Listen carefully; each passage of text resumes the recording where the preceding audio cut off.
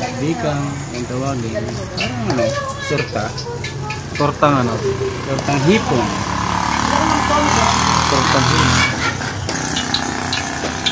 Diyan, pili na kayo na ulam. Pili ko dyan. Talaga na daw gusto mo sabi ng lola. Akin na ang anak kung magsasabay-sabay baka may dati. May dati na mas kabawas. Ayan, ito mo. Ha? Masarap din ang bilo, kaya lang, mas gusto ko itong hipon. Tortang hipon. Ano mo ba yung ano? Yung mga kalpit? Inituran mo?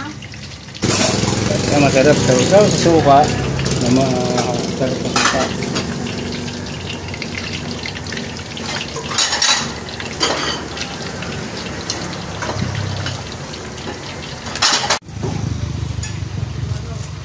Bikang-bikang. Bikang. Sariling recipe yata. Mga hipon.